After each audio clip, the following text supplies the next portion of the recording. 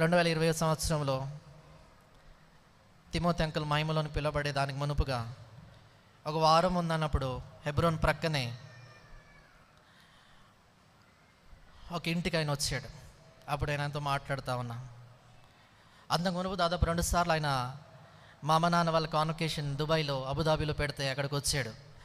అబుదాబీలో convocation Dubai ప్రాంతంలో అక్కడికి వచ్చినప్పుడు నేను అక్కడ మా అమ్మ నాన్న వాళ్ళు అక్కడే ఉంటా. ఆయన లోపలికి వెళ్తున్నాడు, నన్ను చూసి ఆగిపోయి, అరే నువ్వు ఇక్కడేం చేస్తున్నావు రా అన్నాడు. ఆ మాట ఏం చేస్తున్నావు రా అనే ప్రేమ గల మాట చూస్తేనే చాలా ప్రేమ పుట్టుకొస్తుంది. ఇక్కడ ఏం చేస్తున్నావు రా అన్నాడు. అంకుల్ మా అమ్మ నాన్న ఇక్కడే ఉంటారు అంకుల్, మా నాన్న ఎల్డర్ ఇక్కడ అని చెప్పాను. అక్కడ 2 సార్లు వచ్చినాడు.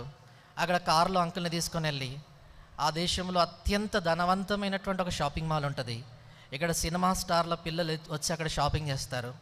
ఆ షాపింగ్ మాల్కి తీసుకెళ్ళి అంకుల్ అంతా చూపిస్తుంటే ఆ బంగారము వెండి అక్కడ ఉండేటువంటి ఏవైనా కొనాలని ఇండియా నుంచి వచ్చినటువంటి వాళ్ళు, సేవకు వచ్చిన వాళ్ళు కూడా కొంతమంది తప్పే, అంటే అవసరమైనవి కావాలంటే తప్పు కాదండి, అన్ని కళ్ళు వాటి మీదకి వెళ్తాయి కానీ ఒక్కదాని మీద కళ్ళు వెళ్ళట్లేదు. ఏం కొంటారు అంకుల్ అంటే ఏం కావాలరా అన్నట్లుగా చూస్తున్నాడు, ఏది చూడట్లేదు.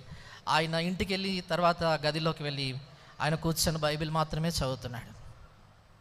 ఒకసారి ఆయన ఇంటికి వెళ్తే ఒక ఫోటోలో సైకిల్ తొక్కుతున్నాడు. ఇదేంటి అంకుల్ అంటే ఈ సైకిల్ మోటార్ మీద ఖమ్మంలో ఆ దినాల్లో ఏ సంఘాలు లేనటువంటి సమయంలో సైకిల్ దొక్కుతూ చిన్న టీవీఎస్ లాంటి స్కూటర్ వేసుకొని పల్లెకి తిరిగి ఊరూరికి తిరిగి చేసిన పరిచర్యలు బట్టి ఖమ్మంలో కొన్ని 100 సంఘాలు ఏర్పడ్డాయి.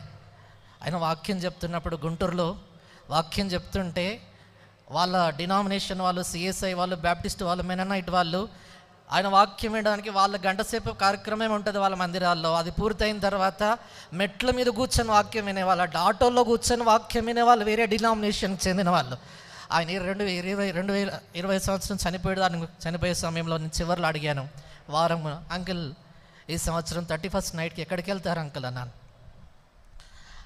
ఆయన అన్నాడు, ఎక్కడికి వెళ్ళను రా, నేను అలసిపోయాను అన్నట్లుగా ఉండే ఆ మాటలు. ఎక్కడికి వెళ్ళను రా అన్నాడు. ఆ వారం తర్వాత ఆయన మహిమలోని పిలువబడ్డాడు. ఆయన పాటలు అన్నీ అయిపోయిన తర్వాత పెట్టె తీసుకొని మోసుకొని బ్రదర్స్ పాట పాడుతూ హెర్మోన్లో నుంచి బయటికి తీసుకెళ్తుంటే నా కళ్ళల్లో కన్నీళ్ళు తిరుగుతున్నాయి. కారణం ఏంటో తెలుసా? ఆయన దేవదూత, ఆయన తప్పు చేయలేదు నేను అనట్లేను. ఎందుకు అంత బాధ అనిపించిందంటే వాక్యం నిండిన ఒక పాత్రను పాతి పెడుతున్నారు. తల మొదలుకు నరికాలం వరకు పొడిస్తే వాక్యం వచ్చేటువంటి ఒక వాక్యపు పాత్రను పాతి పెడితే అలాంటి పాత్రలు ఎక్కడి నుంచి వస్తాయి? ఇది నాలో ఎంతమంది యవనస్తులు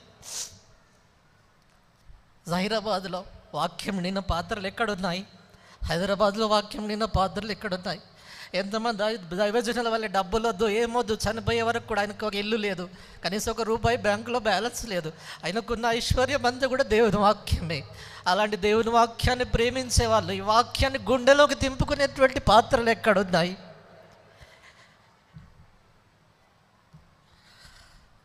ఆ పాత్రలే దేవుని ఇంటిని కడతాయి. గొప్ప ఇంటిలో వెండి పాత్ర, బంగారు పాత్ర, మోకాళ్ళ మీద ఉండే పాత్ర, వాక్యంతో నింపబడిన పాత్ర ఈరోజు నువ్వు అవుతావా? రెడ్డి మోకాళ్ళ మీద అందరూ కళ్ళు మూసుకోవాలి. ఈ గంభీరమైనటువంటి సమయం, శబ్దాలు 1 నిమిషంలో ఆగిపోవాలి. పిల్లలందరూ కళ్ళు మూసుకోవాలి. ఇంతసేపు మౌనంగా ఉన్నారు, ఎవ్వరు కళ్ళు తెరవద్దు.